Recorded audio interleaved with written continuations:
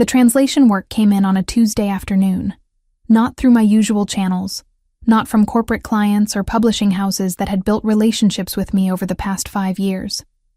This arrived through a discreet email with an untraceable sender, offering $5,000 for 2 days of work on a manuscript I wasn't allowed to discuss. I emailed back within the hour and asked for delivery details.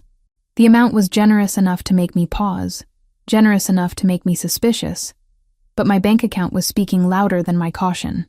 I'd become someone who translated fragments of dead languages for wealthy collectors. That's what my life had narrowed to by 28. A woman in an apartment that was clean but impersonal, surrounded by dictionaries and reference materials, moving between assignments without building any real connections. The work paid better than most jobs required an education in, but it never demanded anything of me beyond accuracy and discretion. I was good at both because I'd learned early that staying invisible was safer than being seen. The manuscript arrived by courier Wednesday morning. I signed for it, set it on the table, and made coffee before I opened the envelope. The seal wasn't new. The edges had frayed from handling. It was old. Genuine old. Not the manufactured antiquity that sometimes crossed my desk. The paper felt fragile under my fingers, the handwriting flowing in Sicilian dialect that made my chest tighten unexpectedly. I recognized some words, the structure of certain phrases, because they lived in my memory, whether I wanted them there or not. My grandmother Lucia had been the keeper of these rhythms. She'd arrived at our house when I was 13, after my mother died. Cancer had eaten through her over 6 months, and my father couldn't manage a grieving child and an empty marriage. So when Lucia knocked on our door, he let her stay. She brought kitchen smells with her, and stories, and a voice that carried an accent that made even English sound like poetry. She taught me Sicilian the way she taught me to make pasta from scratch, not through formal instruction, but through immersion, through repetition, through the assumption that some things were inherited rather than learned. "You carry the blood in you," she'd said once, her weathered hands guiding mine as I stirred sauce on the stove. "Even when you don't speak it, even when you try to forget, the language remembers you." That was the thing about Lucia. She spoke in permanence, as if blood and language were forces that couldn't be negotiated with or abandoned, no matter how much distance you put between yourself and where you came from. She died 7 years ago. Cancer, like my mother. Like there was some curse written into the Marino family line. I was 22 when she went, and I kept her things in a box under my bed because I couldn't figure out what to do with them. Letters in her handwriting, photographs faded to the color of old newsprint, and a small book of prayers she'd copied out by hand. That book was what I reached for when I opened the translation file Wednesday morning. One prayer in particular appeared in both documents. The same sequence of words, the same intention behind them, translated across decades and geography.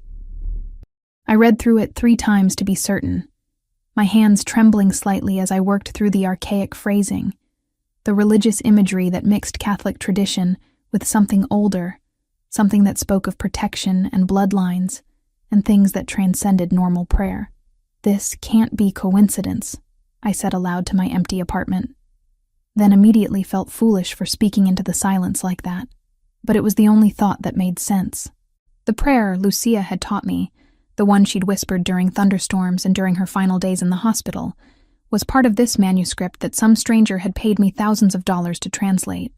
I tried to work through the rest of the document with professional focus. Translation required a certain detachment, a distance between myself and the material, but my concentration kept fracturing. That one prayer kept pulling my attention back like a current. By Thursday evening, I hadn't slept. I'd called in sick to 2 routine projects and spent 36 hours moving between translation work and researching the manuscript's origins. The document itself offered few clues about authorship or provenance. It appeared to be a collection of writings from sometime in the early 20th century, compiled by someone with significant knowledge of Sicilian spiritual traditions. But there was nothing that explained how Lucia came to have that specific prayer, or why someone would pay this much money to have it translated now. The weight of not knowing was suffocating. All my life I'd tried to build something separate from my family history, something that was entirely mine. I'd chosen a career that dealt in precision and accuracy, which felt like the opposite of everything connected to my grandmother and the grandmother before her. Lucia had hinted at things without ever explaining them completely. She'd speak about family in ways that suggested depth and complexity I wasn't allowed to access. She'd use phrases like, the old ways, and what we protect, without clarifying what we meant or what required protection. Tuesday night, I told myself I needed to move the translation work forward. I told myself I needed to clear my head. What I actually needed was to feel close to something, to someone, to any part of the history that had shaped me without my consent. The church was 6 blocks from my apartment. I'd started going to St. Anthony's years ago, not from religious conviction, but from a need that I didn't fully understand. Lucia had taken me there once when I was younger, and something about the space had remained with me afterward. The way light moved through the stained glass, the scent of candles and old stone, the feeling that time moved differently inside those walls. I went on a Tuesday evening because that was when Lucia had taken me. I'd fallen into the habit of going on Tuesdays, sometimes just for 20 minutes, sitting in the back pews while other people prayed. I'd never been particularly religious. I didn't believe in divine intervention or salvation. But I believed in ritual, in the way repetition could create meaning even when the words themselves felt hollow. That particular Tuesday night, I was alone in the prayer section, just me and the altar candles and the weight of that translation work pressing against my thoughts.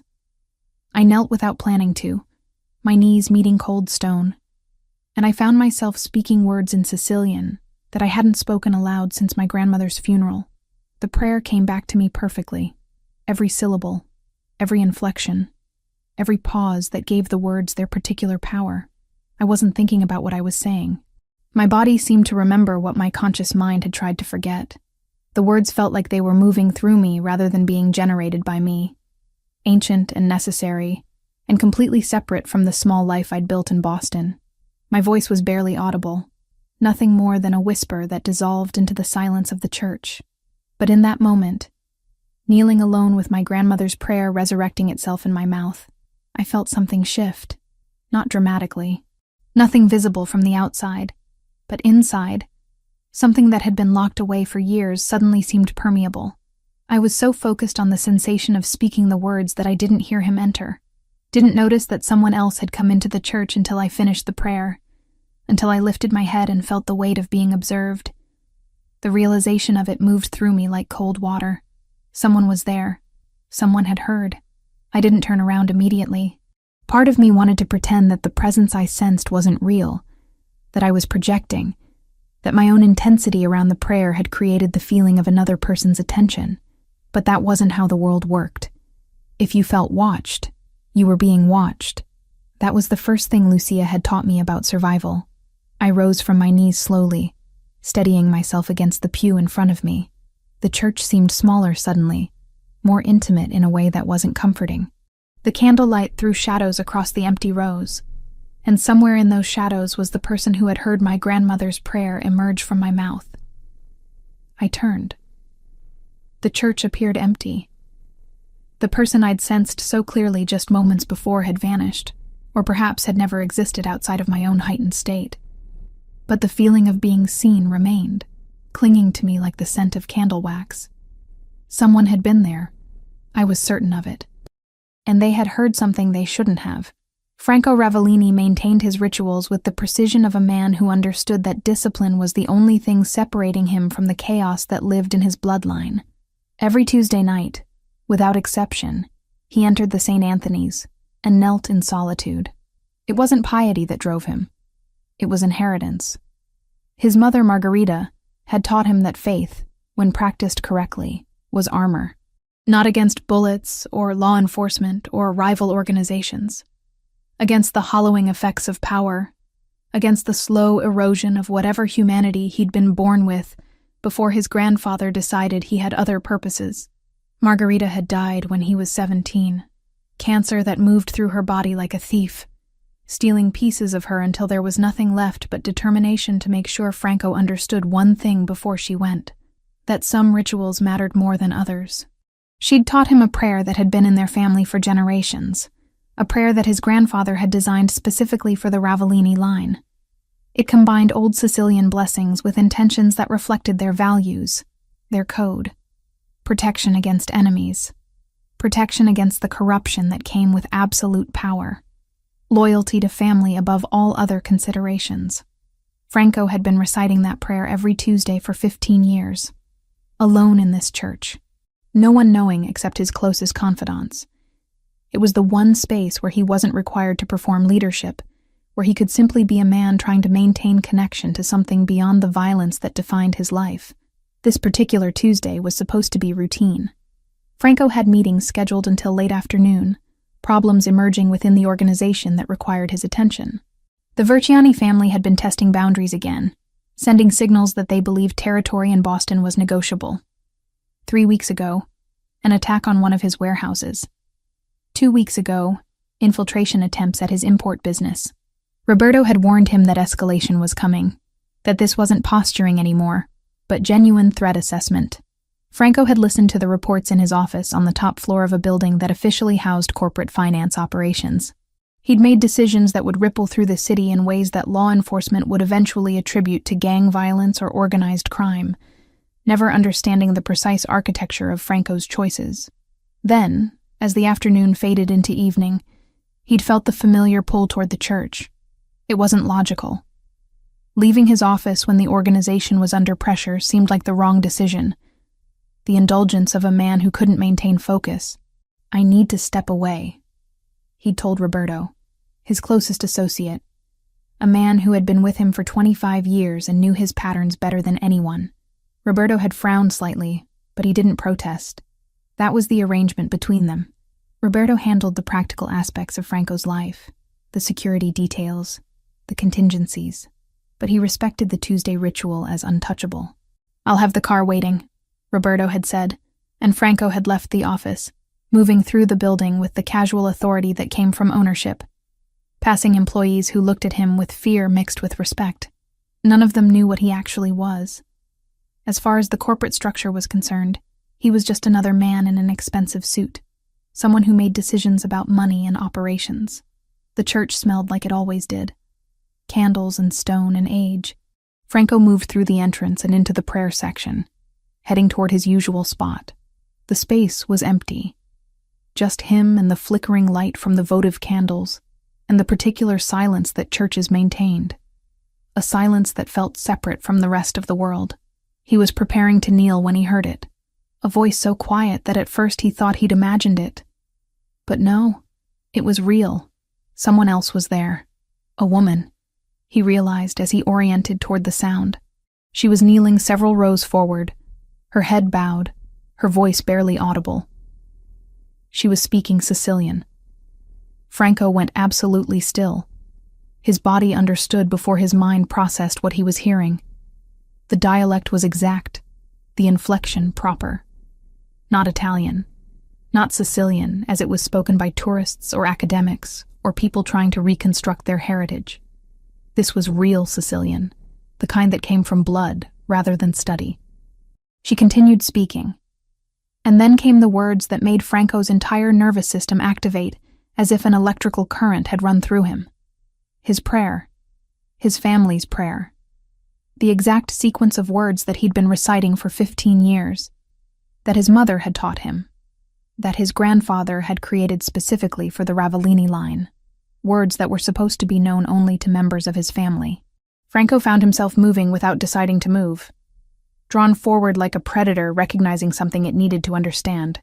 The woman was completely absorbed in her prayer, unaware of his presence. She was blonde, younger than he was, dressed in simple clothes that suggested a life without significant wealth. Her hands were folded in her lap, her posture suggesting genuine vulnerability rather than performance. When she finished the prayer, she did something that stopped Franco's breath. She spoke the ancestral names, the continuation that came after the main prayer, the part that only true family knew. She said the names in Sicilian, honoring the lineage the way she'd been taught, the way that tradition dictated. Franco was looking at a ghost, or at a piece of his history that had somehow manifested in physical form. He backed away carefully, moving toward the exit without drawing attention. His mind was fractured into multiple simultaneous realities. This shouldn't be possible. The prayer was internal to his family, protected information that had never left the circle of blood. Yet here was a woman in a church in Boston, speaking his mother's words like they were her own inheritance. He exited the church without acknowledging her presence, moving back into the night air where Roberto was waiting with the car. Franco climbed into the back seat and instructed Roberto to drive, not toward his office, but toward one of the safe houses he maintained throughout the city. His hands were shaking slightly, which he recognized as unusual. Franco didn't shake. He didn't allow his body to respond to surprise or shock or confusion. "There's a woman in the church," Franco said without preamble. "Blonde. Late 20s. She was reciting our prayer." Roberto's hands tightened on the steering wheel. His expression in the rearview mirror became carefully neutral, but Franco could see the calculation happening. Roberto understood exactly what this meant. The prayer was secret. It shouldn't exist outside their circle. "What did you want me to do?" Roberto asked. "Professional. Specific. Find her," Franco said. "Everything. Name, address, occupation, family history. I want to understand how she knows words that are supposed to be known only to us. Could be someone from the family, a distant relation?" "Possibly," Franco said, but his instinct was telling him something different. This woman had the look of someone completely separate from their world.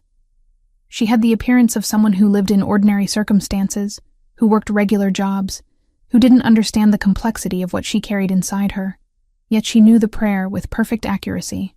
By Wednesday morning, Roberto had delivered preliminary information.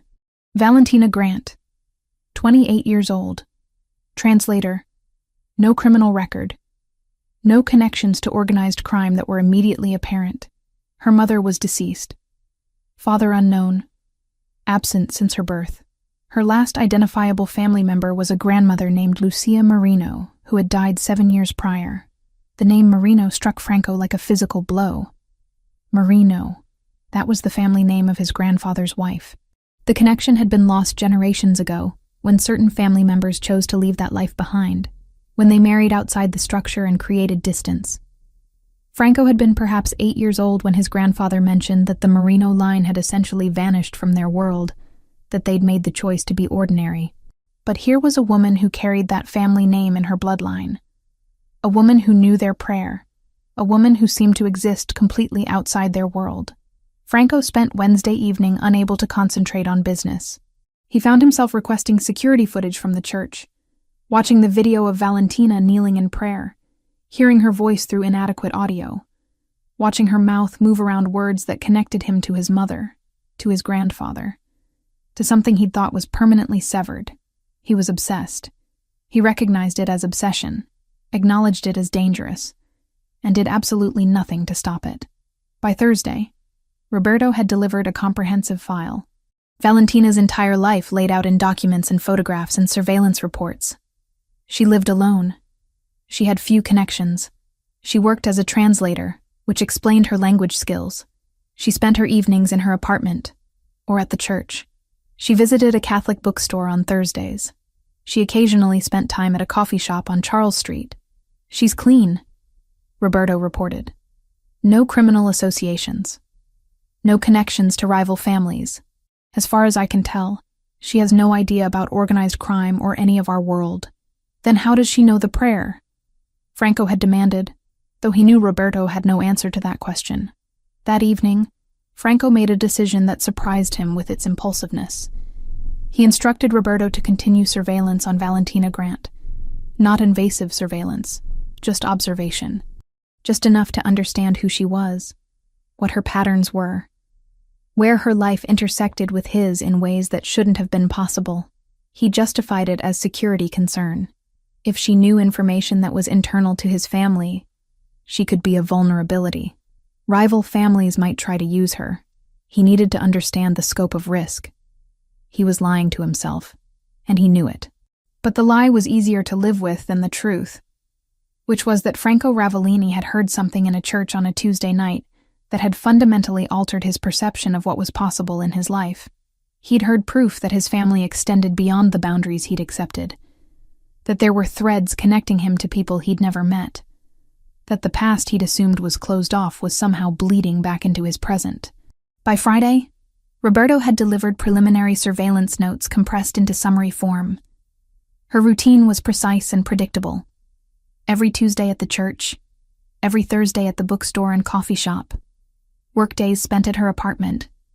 Weekends involved modest activities, nothing that suggested she had significant relationships or social connections. She lived like someone who had chosen isolation, which resonated with something Franco recognized in himself. They were similar in that way, both living small lives inside larger systems, both carrying weight that didn't get discussed or acknowledged. Franco didn't need to invent anything. The manuscript was already moving through his corporate channels before that church night. After hearing the prayer, he let the cued assignment reach Valentina and used it as a clean, professional bridge. It was a real document with real value. The only new part was his decision to step closer. When Roberto delivered the commission details to Valentina through the corporate channels, Franco found himself calculating timelines, considering how to approach her, whether she might recognize his name, or make connections that would complicate everything. He'd never done anything like this before, allowed impulse to direct his decisions. His entire life had been about control, about careful planning, about anticipating variables and eliminating uncertainty. Valentina Grant represented complete uncertainty, and Franco found that he wanted to step into that uncertainty rather than avoid it, which terrified him in ways that actual violence never did. Roberto Giardoni worked with the methodical precision of a man who had spent 25 years understanding how information moved through the world. He began his search on Thursday morning, pulling digital threads that connected to Valentina Grant through various databases and informant networks. By Friday afternoon, he had the preliminary file. By Saturday morning, he had refined it down to its essential components. Valentina Marie Grant, he reported to Franco in the private office that overlooked the Boston Harbor. 28 years old, born in this city, mother deceased when subject was 10 years old. Cancer. Father listed as unknown on birth certificate. No contact with subject since infancy. Current occupation is freelance translation work, specializing in rare languages and historical documents. Franco listened without interrupting, his gaze fixed on the photograph Roberto had obtained through security camera footage from the church parking lot. It showed Valentina in daylight, leaving the building after her prayer. She looked smaller outside the church, less luminous, but her face carried the same intensity that had struck him during her prayer. "Where does she live?" Franco asked. "Apartment building on Pinckney Street, 4th floor. She's been there for 3 years, pays rent on time, has minimal social connections, works from her residence most days. Regular patterns suggest highly structured lifestyle.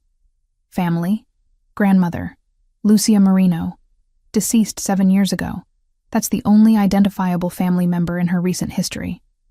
Before that, records get fragmentary. The grandmother came to live with her when subject was 13. Mother's side of the family.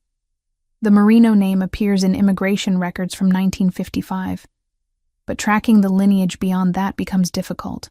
Franco's hand stilled on the desk.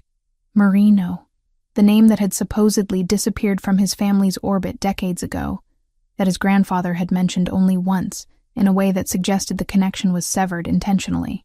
"How much do we know about Lucia Marino?" Franco asked. Roberto consulted his notes. Lucia Marino, born 1928 in Palermo, Sicily. Immigrated to United States in 1952. Married to an American man named Michael Grant. No record of her involvement in any criminal activities after arriving in America. Lived quietly. Died of cancer in 2018. Left her granddaughter Valentina her personal effects, which included correspondence and a personal prayer book according to records from the estate. A prayer book. Franco felt something crystallize in his understanding. Lucia Marino, granddaughter of the man who had been in his grandfather's circle, the family that had deliberately stepped away from their world. She had preserved the prayer. She had passed it on to her granddaughter, and that granddaughter had carried it forward, maintaining the ritual across the distance that had been deliberately created. "I want comprehensive surveillance established," Franco said. "Nothing invasive. I want to understand her patterns, her connections, anyone she interacts with regularly. 3-week observation minimum." "That's extensive," Roberto said carefully. "Is there a security concern?" "There might be," Franco said, which wasn't entirely a lie. She knows information that she shouldn't know. Before we understand what that means, we need to understand who she is. Roberto accepted this without further questioning. Loyalty meant accepting Franco's decisions even when they seemed unusual. By Monday of the following week, Roberto had established discrete observation points. Surveillance began at 6 a.m, tracking Valentina's movements from the moment she left her apartment. Franco received daily reports. They became ritualistic, something he looked forward to in a way that disturbed him. Every afternoon, Roberto would deliver the summary. Valentina worked during the day, translating documents for various clients. She took breaks at specific times. She moved through her apartment in patterns that suggested routine built over years. Tuesday evenings, she went to the church. Thursday afternoons, she visited a Catholic bookstore and a coffee shop on Charles Street. She had no romantic relationships that were apparent. No close friendships. No social life beyond these structured activities. She was solitary in a way that Franco recognized, because it mirrored his own existence. They were both living small lives within their respective worlds, both carrying something that couldn't be easily articulated to people around them. She's received a corporate assignment, Roberto reported on Wednesday of the second week. Translation work. $5,000 for 2 days. The assignment came through intermediaries, and I've been tracing the chain.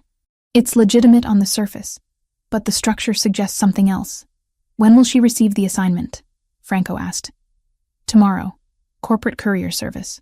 Franco nodded, already imagining how he would structure the arrangement, how he would engineer a reason to meet her in person. He could send Roberto to verify the quality of her work initially, then arrive himself for a personal consultation. It would be professional.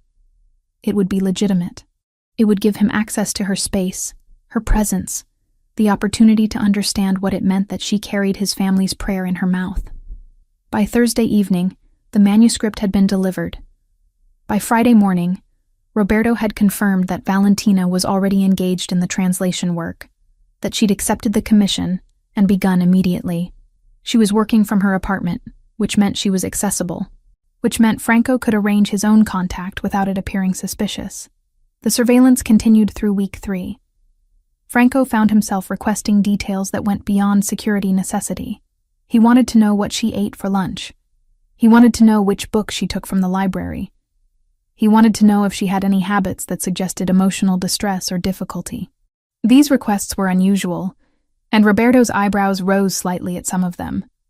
But he provided the information without commentary. She visits the public library on Wednesday afternoons, Roberto reported. Checks out books on Sicilian history, on Italian language guides, on family genealogy research. She appears to be trying to trace her family history. Of course she was. She carried their prayer in her body and didn't understand where it came from. She was searching for meaning in a lineage that had been deliberately hidden from her. Anything else? Franco asked. She appears emotionally isolated, Roberto said carefully. No indication of depression or crisis. But she moves through the world like someone who doesn't expect to connect with other people. She has money in her account but lives below her means. Her apartment is minimal. She has few possessions. It suggests someone who either values freedom or doesn't believe she deserves to be comfortable. Franco understood that state. He lived the same way, despite having access to unlimited resources. The money didn't matter when everything you owned could become evidence or leverage or a target for enemies. Comfort was a luxury reserved for people whose lives weren't inherently unstable. I want to meet with her, Franco said on Friday of week 3. Arrange something that looks professional. Roberto will make initial contact about the translation work verification. I'll follow up personally. That's direct, Roberto said. Are you sure that's the approach you want? I'm not going to maintain surveillance indefinitely, Franco said. I need to understand what she is, what she knows, why she carries information that belongs to my family. And if she's dangerous? Then we'll discover that when we meet, Franco said, though he already knew with certainty that Valentina Grant wasn't dangerous. What she was a key, a piece of his history that had somehow found its way back to him. And Franco had spent too long in isolation to let that opportunity pass without reaching for it, regardless of the complications it might create. Roberto Giardoni's office was located in a building that officially housed import-export operations. The space was nondescript, professional. designed to deflect attention rather than attract it. But inside his private room, secured behind steel-reinforced doors and electronic locks, was a network of computer systems and filing cabinets that represented decades of accumulated intelligence. Roberto had built this infrastructure over 25 years because he understood something fundamental about power. Information was the foundation upon which everything else was constructed. He began his search on Thursday morning, pulling threads that connected through various databases. His hands moved across the keyboard with practiced efficiency, accessing records that weren't meant to be public. By early Friday afternoon, preliminary data had coalesced into something coherent. By Saturday morning, he had refined the investigation into a comprehensive file that he scheduled to deliver to Franco in person. The meeting happened in Franco's private office, located on the top floor of a building that appeared to house corporate finance operations, but was actually the nerve center of Franco's organization. Franco sat behind a desk constructed of dark wood, with windows overlooking the harbor. He was reading reports when Roberto entered, but he set them aside immediately, giving his full attention to the older man. Valentina Marie Grant, Roberto began, placing the file on the desk. 28 years old, born in Boston. Mother deceased when subject was 10. Cancer. Father listed as unknown on birth certificate. No contact record between subject and father since infancy. Franco listened without interrupting, his gaze fixed on the photograph that Roberto had included. It was taken from security footage outside the church, captured the moment Valentina had stepped into daylight. She appeared smaller in the photograph than she had seemed during prayer, more vulnerable, but her features carried the same quality of intensity that had struck Franco so profoundly. Current occupation is freelance translation work, Roberto continued. She specializes in rare languages, historical documents, linguistic analysis. Her client base includes private collectors, academic institutions, museum acquisitions departments. Income is irregular, but substantial. She appears to live below her means. The apartment she occupies costs approximately $1,200 per month. Her bank records indicate she could easily afford something more prestigious, but she chooses not to upgrade her living situation. How long has she lived there? Franco asked. 3 years. Minimal variation in her patterns suggests someone who has deliberately constructed stability, or someone who doesn't believe they deserve more. The psychological profile isn't immediately clear. Franco nodded slowly, understanding that assessment. He recognized that particular form of self-imposed limitation because he lived the same way, despite having access to virtually unlimited resources. Comfort was a liability in his world, a vulnerability that enemies could exploit. Family connections? Franco asked. Roberto pulled a secondary document from the file. Grandmother, Lucia Marino, deceased 7 years ago. That's the only identifiable family member in recent records. Before that, the genealogical trail becomes fragmented. The Marino name appears in immigration records from 1955, but historical documentation beyond that point is limited. Lucia Marino was born in 1928 in Palermo, Sicily. She immigrated to the United States in 1952. She married Michael Grant, an American citizen of Irish descent. No record of Lucia's involvement in criminal activity after immigration. She appears to have lived a quiet, ordinary life. Franco's hand stilled on the desk. Palermo, 1928. The date and location aligned with generational timing that would have placed Lucia Marino in proximity to his grandfather's circle. Marino, the name that had supposedly disappeared from his family's orbit decades ago, severed deliberately when certain family members chose to leave that life behind. What was her relationship with her granddaughter? Franco asked. Lucia came to live with Valentina when she was 13, following the death of Valentina's mother. According to neighbors, they were quite close. Lucia remained in the household until her death from cancer when Valentina was 22. Estate records indicate that Lucia left her granddaughter personal effects including correspondence and a personal prayer book. A prayer book. Franco felt something crystallize within his understanding. Lucia Marino had preserved it. She had maintained the connection across the deliberate distance that had been created.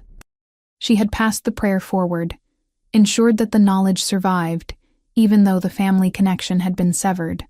I want comprehensive surveillance established immediately, Franco said, his voice steady despite the intensity of what he was feeling. Nothing invasive. I want to understand her patterns, her daily movements, anyone she interacts with. 3-week observation minimum. Is there a security concern? Roberto asked carefully. The question was a formality. Roberto knew Franco wouldn't order surveillance without legitimate justification, but asking aloud maintained a certain professional boundary. She knows information that she shouldn't know, Franco said, which was technically accurate if incomplete. Before we understand the implications, we need to understand who she is. Roberto accepted this without further questioning. Loyalty meant accepting Franco's decisions, even when they seemed unusual or strategically questionable. He left the office with instructions to establish observation points and begin documentation of Valentina Grant's movements, activities, and connections. By Monday morning, discreet surveillance had been established at multiple locations. A man stationed across from her apartment building, another position near the coffee shop she visited on Thursday afternoons, a third assigned to monitor her workplace, although she appeared to work primarily from her residence. Roberto received daily reports that he compiled into summaries for Franco's review. Franco found himself looking forward to these reports in a way that disturbed him. He recognized what was happening. He was obsessed. It was an unprofessional state for someone in his position, a vulnerability that could be exploited by rivals, a distraction that could compromise his judgment. He acknowledged this reality and did absolutely nothing to stop it. The daily summaries became ritualistic. Valentina worked during daylight hours, translating documents for various clients. She took breaks at specific intervals. She moved through her apartment with the precision of someone living according to established routines. Tuesday evenings, she attended St. Anthony's for approximately 90 minutes of prayer and reflection.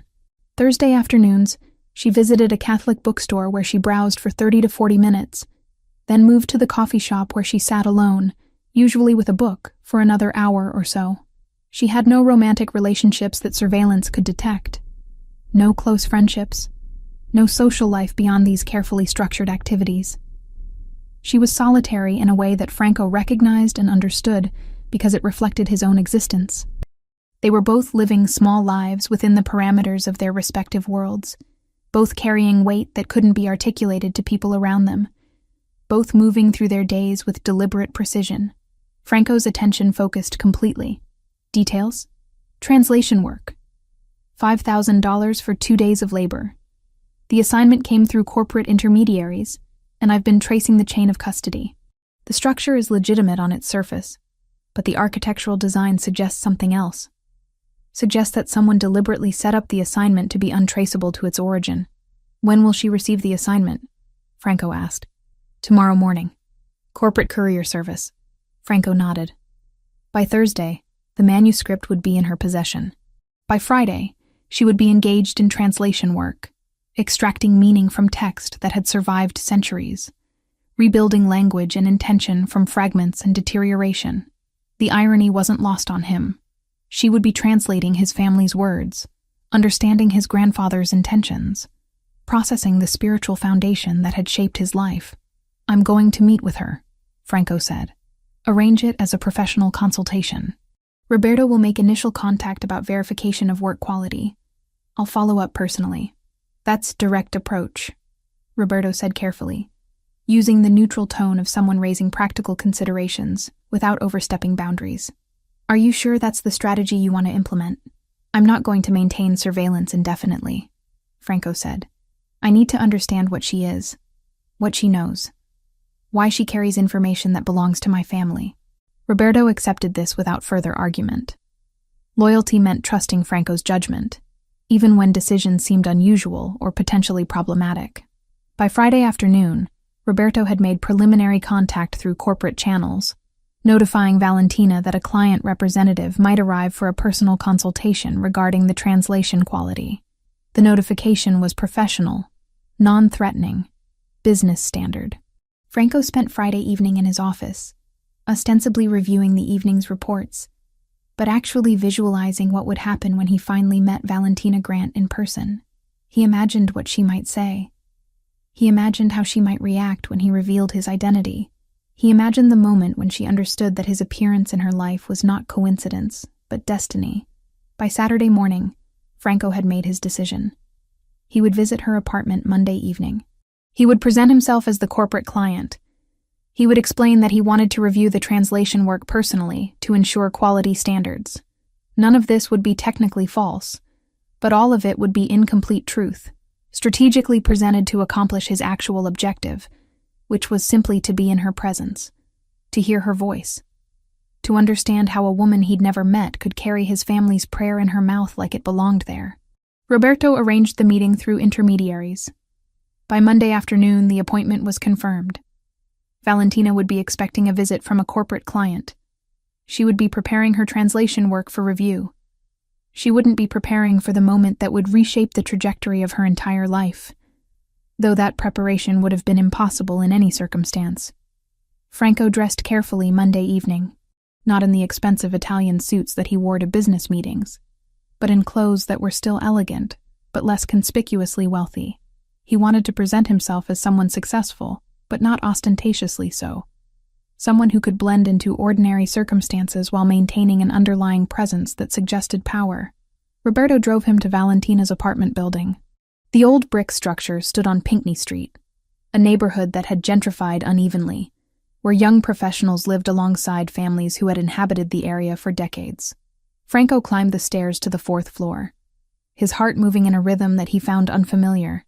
He was nervous. That was unusual. Franco Ravellini didn't experience nervousness. He experienced calculation and decision and execution. But as he approached her apartment door, he felt something that resembled anxiety, a sense that stepping through the threshold of her space was going to irrevocably alter something fundamental about his understanding of his own life. The night after Franco left my apartment, sleep became an abstraction. I lay in darkness, staring at the ceiling, replaying every moment of our encounter in precise detail.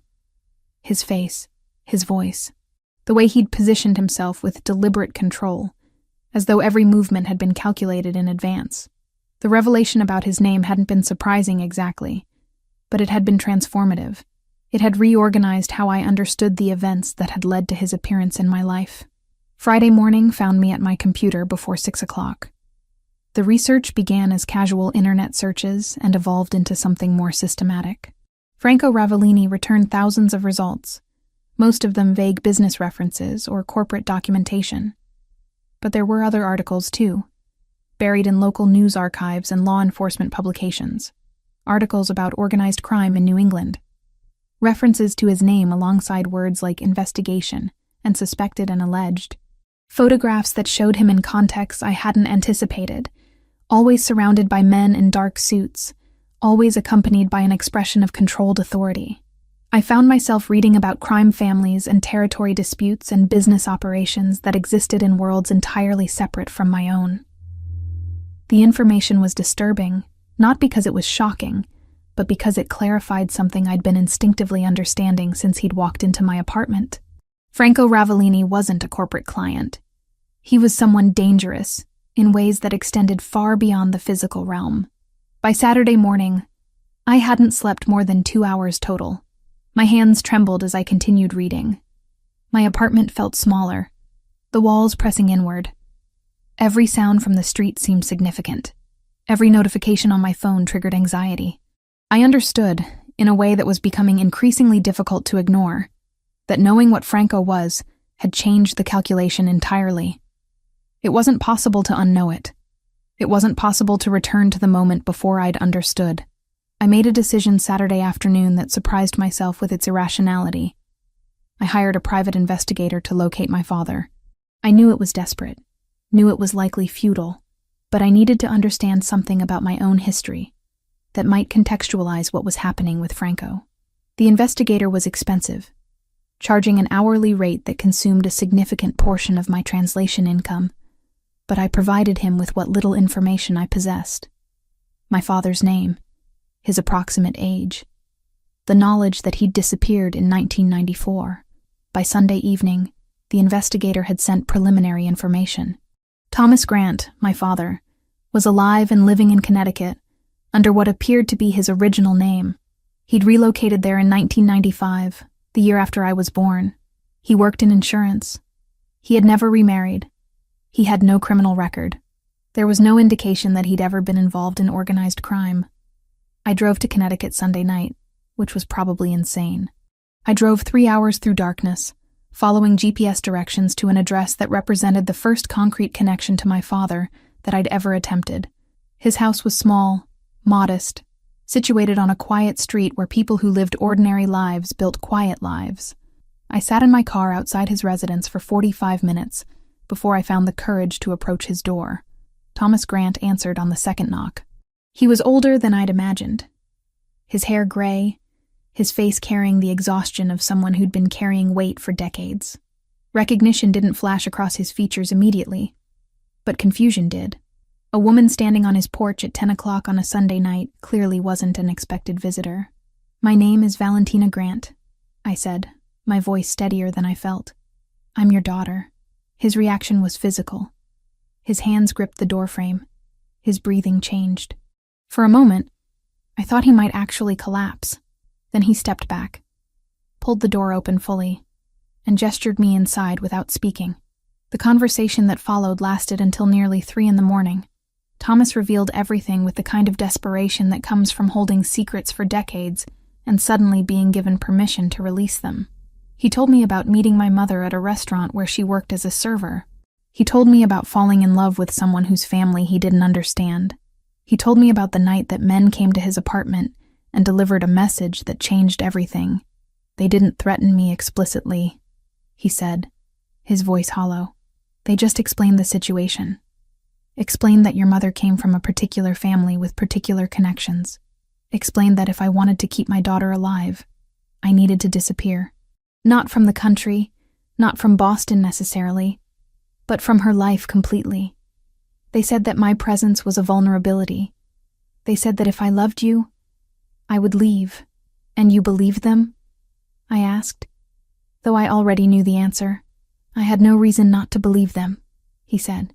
"I wasn't naive, Valentina. I understood what they were, and I understood that they had the capacity to do what they threatened. So I left. I left your mother because I believed it was the only way to keep you safe. I've spent 28 years wondering if I made the right decision." Thomas described receiving word of my mother's death through indirect channels.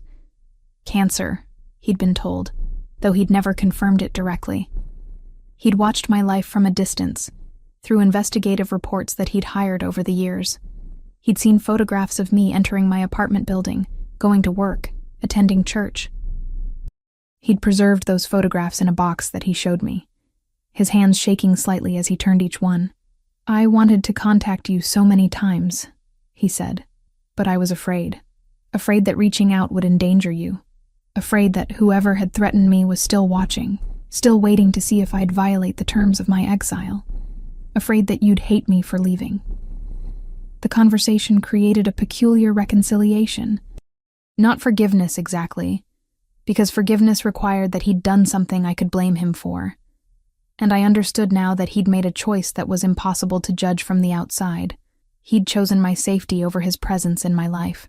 That was something I could respect, something I could process, something that recontextualized my entire understanding of abandonment. "What's changed?" Thomas asked, as morning light began filtering through his windows. "Why now? Why have you searched for me now?" I couldn't explain it completely. I couldn't tell him about Franco or the prayer or the surveillance or any of the elements that had destabilized my carefully constructed equilibrium. Instead, I told him I was trying to understand my family, trying to understand the heritage that had shaped my life without my knowledge or consent. Monday evening, Franco appeared at my apartment door with flowers and chocolate. The flowers were lilies, pure white, and the chocolate was imported, expensive, chosen by someone who understood that details mattered. He looked different in my space during daylight hours, less predatory, more human, but there was still an intensity in his presence that made my breathing shallow. "I placed you under surveillance," he said without preamble, without any attempt at softening the confession. "I followed your movements for 3 weeks. I learned your patterns. I arranged for you to receive a translation assignment that would give me a pretext to meet you. I've been obsessed with you since the moment I heard you pray. That's what you need to know about me, Valentina." I don't do things halfway. When something interests me, I pursue it completely, regardless of the ethical complications. I should have been terrified.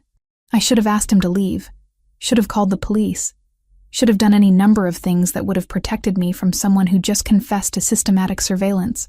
Instead, I listened to the vulnerability in his voice and recognized something of myself in the desperation beneath his confession. "I'm offering you a choice," Franco said. "A real choice. Not coercion. Not manipulation. I can disappear from your life completely if that's what you want. I'll ensure your safety. I'll provide financial support if you need it. I'll make this entire situation disappear as though it never happened. Or you can allow me to stay. To know you. To understand what brought you into my world." I could have chosen either option. I could have protected myself by rejecting him completely. Instead, I chose vulnerability over safety. I chose to allow him access to the parts of my life that I'd kept guarded for so long. I chose to step into uncertainty with someone dangerous. Someone whose world was fundamentally incompatible with my own. Someone whose obsession with me mirrored my growing obsession with understanding who he was and what his interest in my existence might mean. "Stay," I said, the word barely audible. "Tell me something true about yourself." Franco took a step closer. His hand reached out, fingers brushing against my jawline with careful intentionality. "Everything about this is true," he said. "My obsession with you. My need to understand how you know my family's prayer. My certainty that meeting you wasn't coincidence but destiny. All of it is completely true. That's what terrifies me most. I don't do well with things I can't control. And you, Valentina, are completely uncontrollable." The days following Franco's confession developed into a rhythm that felt simultaneously ordinary and extraordinary. He would arrive at my apartment in the evenings, sometimes directly from business meetings, other times after spending hours managing operations I didn't fully understand. We established a pattern of domestic intimacy that seemed contradictory to everything about who he was. He would cook occasionally, moving through my kitchen with surprising competence, while I worked on translations at the dining table. We'd sit in near silence, the kind of companionable quiet that only develops between people who have moved beyond the need for constant conversation. Franco began revealing his world in deliberate layers, each confession another brick in the structure of trust that was forming between us. He told me about his mother Margarita, how she had died when he was 17, how her death had coincided with his grandfather's decision to bring him directly into the family business. He spoke about violence without glorifying it, describing it as a practical tool in a world where practical tools were the only currency that mattered. "I've killed people," he said one evening, his voice completely neutral. "Not many. I'm strategic enough that I don't need to kill often. But I've done it. I've looked into someone's eyes and made the decision that their existence was incompatible with my organization's survival. That's something you should know about me." I understood that this was a test of some kind, a moment where I could express horror or judgment and fundamentally alter what was developing between us. Instead, I acknowledged his statement without condemning it. "I believe you," I said. "I don't think you're someone who lies about what he is." His expression shifted into something that resembled relief, as if my acceptance of his nature, without the complications of moral outrage, gave him permission to continue existing as he actually was, rather than as some sanitized version of himself. During these conversations, I processed my own understanding of my father Thomas with newfound clarity.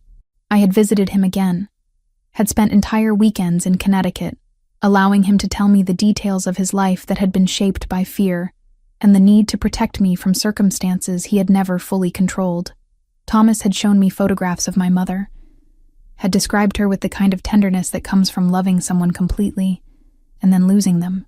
He had explained that my grandmother Lucia had been his only connection to my mother after their separation, and that Lucia had maintained the barrier between him and me with deliberate precision because she understood that the threat was real. "Your mother's family wasn't involved in criminal activity directly," Thomas had explained, his hands trembling slightly. "But they had connections. Lucia broke those connections deliberately when she married my father and immigrated to America. She thought she'd escaped it completely, but apparently There were people who didn't accept that she'd simply stepped away. The complexity of my family history was becoming comprehensible through Franco's presence in my life. He represented the world that my grandmother had fled, the traditions that she had preserved through prayer and language while actively rejecting their practical application. And I, somehow, had inherited both the spiritual legacy and the vulnerability that came with it. One evening in late November, Franco arrived at my apartment with visible tension in his shoulders. He moved through the space with less grace than usual, his movement suggesting something had disturbed his equilibrium. He kissed me briefly, then moved to the window and stood there looking out at the Boston skyline without speaking. "What happened?" I asked. "An attack on one of our warehouses," he said. "The Versiani family is escalating beyond the level of posturing we've been managing. This is becoming something more substantial. Is it serious?" The question felt naive even as I asked it, but I didn't know how to quantify threat in Franco's world. "It's manageable," he said, which seemed like a non-answer, but it requires attention. "I'm going to need to be away from here more frequently, sometimes for extended periods. You'll need to understand that my presence can't be constant." I understood then that our domesticity had existed in a kind of bubble, a space where I could temporarily forget that Franco existed within a complex structure of power and violence and territorial conflict. The attack on his warehouse was a reminder that this structure was always present, always demanding management and strategic response. Roberto appeared at my apartment the following Tuesday evening, which had never happened before. His arrival suggested that something had shifted in Franco's operational security protocols. Roberto stood in my living room with his characteristic professional demeanor, though I could detect something approximating concern beneath his carefully neutral expression. "Franco is occupied with operational matters," Roberto said. "He asked me to inform you that there may be escalated activity over the coming weeks. He wants you to be aware that your safety is a priority, but that his availability will be compromised." "Is he in danger?" I asked directly. Roberto considered the question with the gravity it deserved. "Franco is always in danger," he said. "That's the nature of his position, but he has survived 32 years in this world through a combination of strategic thinking and the loyalty of people who are willing to sacrifice for him. I'm among them. So the danger is managed as much as it can be managed in circumstances like these." After Roberto left, I spent the night researching the Versiani family. Online information was limited but suggestive. They were described as a rival organization, based in New York, but attempting to expand territory into New England. They were allegedly involved in operations that ranged from traditional organized crime activities to more modern criminal enterprise. They were considered dangerous enough to warrant FBI attention, though law enforcement's effectiveness against organizations like them appeared limited. Franco called me at 3 a.m. His voice carried the particular quality of exhaustion that comes from making decisions with significant consequences. "I need you to understand something," he said without preamble. "My world is about to become more complicated. Wars don't resolve themselves quickly, and the Versiani situation appears to be developing into something that will consume significant time and resources. I don't want you to be caught in the crossfire of that. Not physically, but emotionally. Not because I don't want you in my life, but because I want you to have the option to remove yourself if this becomes too much. Are you offering me an exit?" I asked, hearing the vulnerability in my own voice. "I'm offering you reality," he said. "I'm offering you the truth that being connected to me means being connected to all of this. The violence, the complexity, the uncertainty. I know what I'm asking of you, and I want you to make that choice with complete information." "I don't need to leave," I said. "I'm choosing to stay." There was silence on the line, the kind of silence that carries weight. "Then I need to move you somewhere safer," Franco said. "Somewhere that I can protect you more effectively. I have a house in the suburbs. It's secure. I want you to move there while this situation develops." The proposal should have terrified me. It should have triggered every instinct of self-preservation I possessed. Instead, I felt a strange sense of relief. Moving to Franco's secure location meant surrendering control, but it also meant surrendering the isolation that I'd maintained for so long. It meant accepting that I was no longer moving through the world alone, that someone with considerable resources had determined that my safety mattered enough to require extraordinary measures. "When?" I asked. "Monday," he said. I'll have someone assist with your transition. Pack essentials. Don't worry about most of your possessions. The house has everything you'll need. That Friday evening, Franco appeared at my apartment for the last time in that space. He moved through the rooms with the deliberation of someone taking final photographs in his memory. He stood in front of the altar where I kept photographs of Lucia, studying the images like they might reveal secrets. Your grandmother was remarkable, he said. She preserved something that was supposed to be protected and secret. She did it anyway, maintained the connection across distance and deliberate severance. That took courage. She was, I agreed. I'm just now understanding how much. Franco pulled me close, his arms surrounding me with the kind of protective intensity that suggested he was preparing for a separation. Once you move to the house, things are going to change. I won't be able to maintain the level of proximity we have now. There will be days where I'm completely absent. There will be decisions I'm making that you won't be informed about because the information would place you in danger. You're going to have to trust me through circumstances where trust is the only currency that matters. I nodded against his chest, understanding that we were entering a new phase of whatever this was. A phase where safety required sacrifice, where protection required distance, where love existed alongside danger in ways that I was only beginning to comprehend. The safe house existed in a state of controlled isolation. Located in the suburban reaches of Boston, where properties sat back from roads behind wrought iron gates and mature trees, it was a mansion disguised as understated wealth. From the outside, it appeared to be simply an expensive home owned by someone who valued privacy.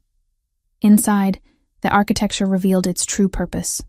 Reinforced windows that appeared decorative, but were constructed from materials designed to withstand significant force.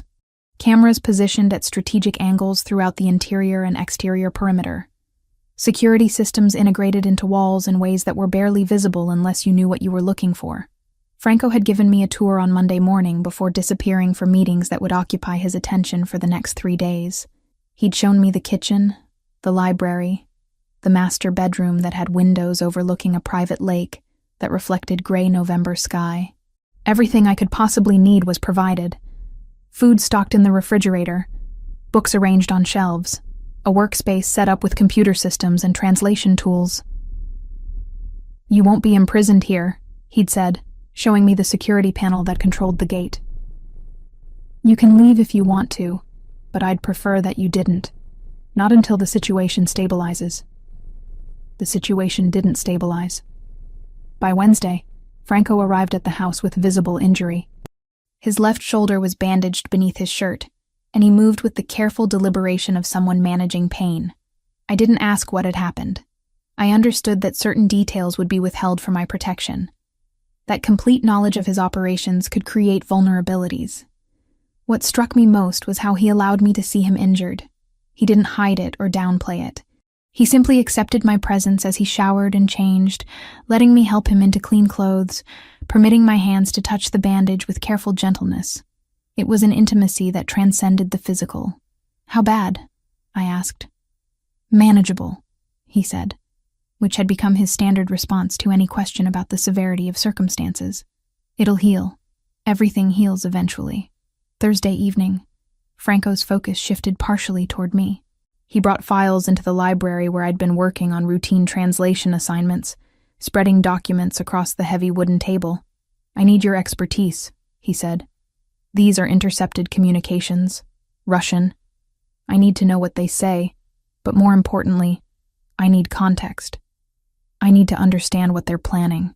I examined the documents.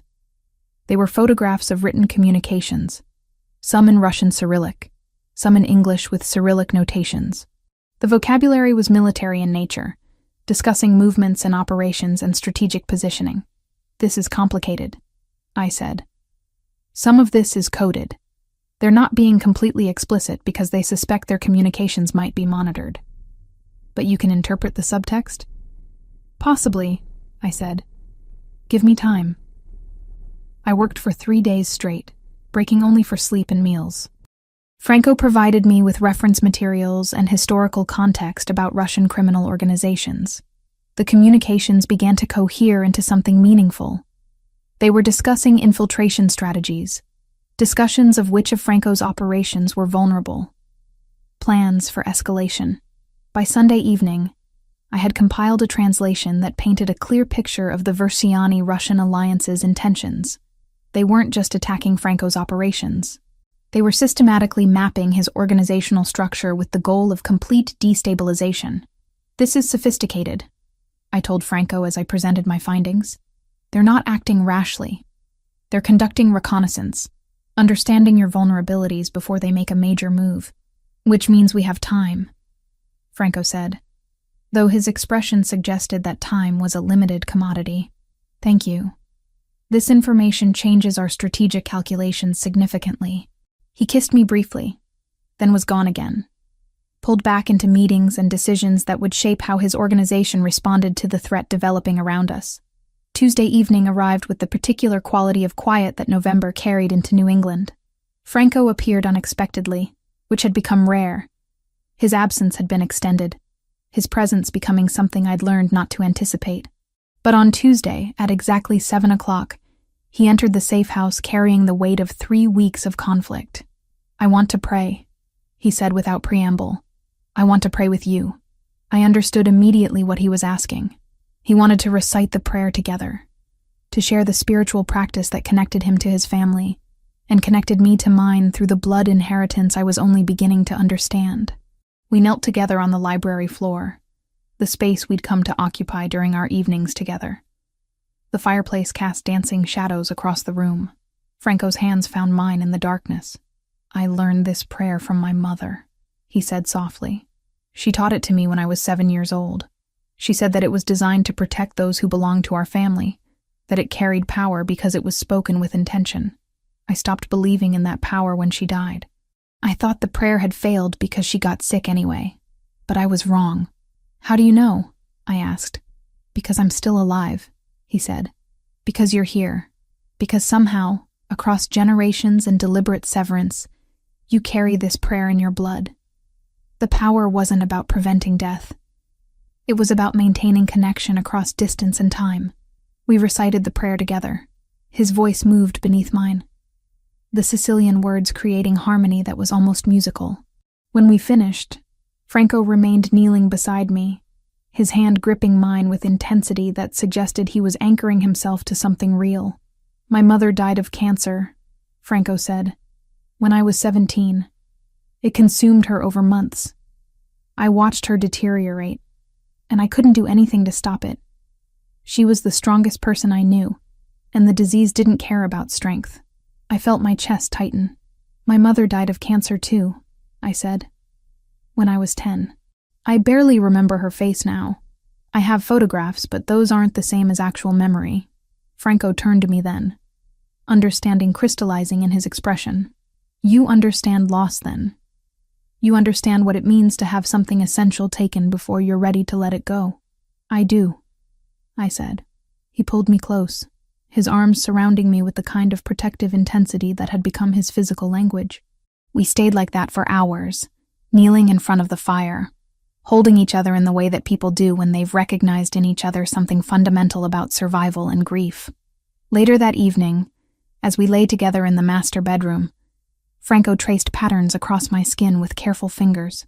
His touch was exploratory, gentle in a way that contrasted with the controlled violence that typically characterized his physical presence.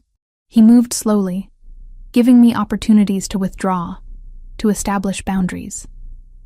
Instead, I drew him closer, accepting the vulnerability that he was offering.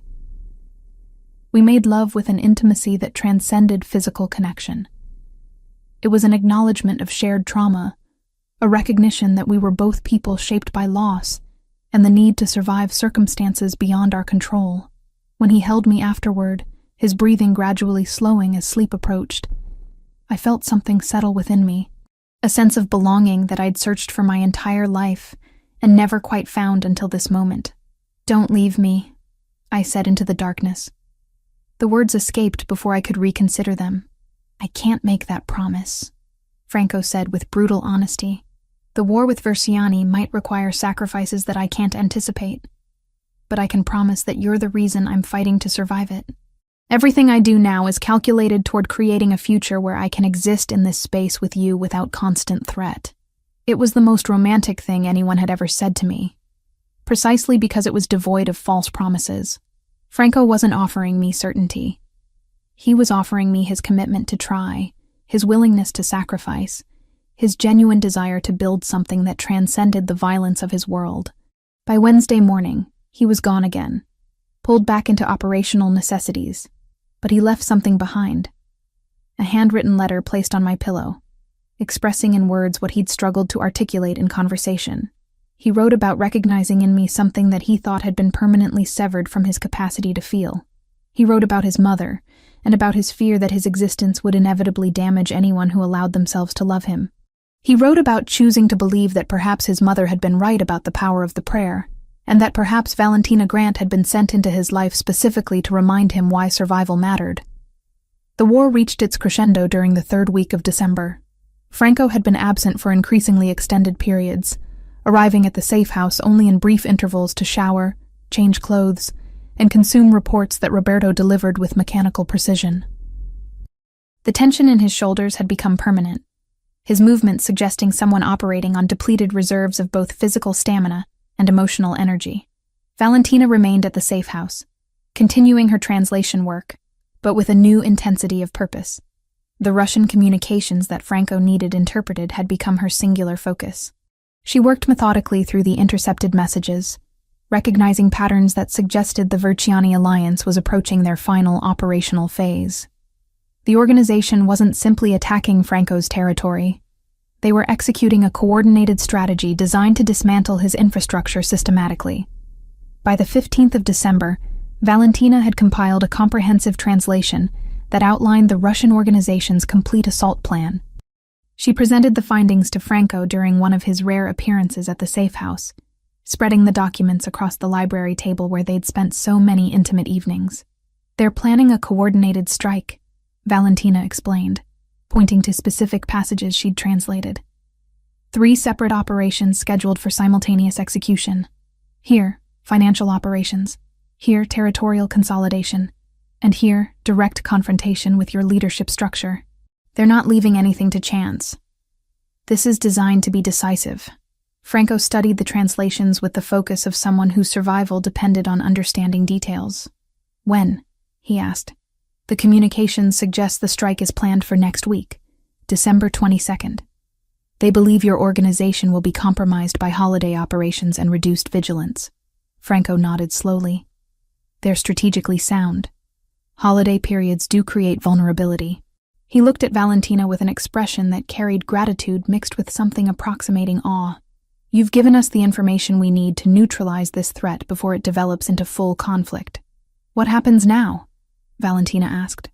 "Now I ensure that we survive," Franco said, "and that you understand that everything I've done, everything I do moving forward, is calculated toward creating a future where survival doesn't require constant vigilance." He kissed her briefly, then was gone again, pulled back into the complex machinery of war and strategic response that was his world.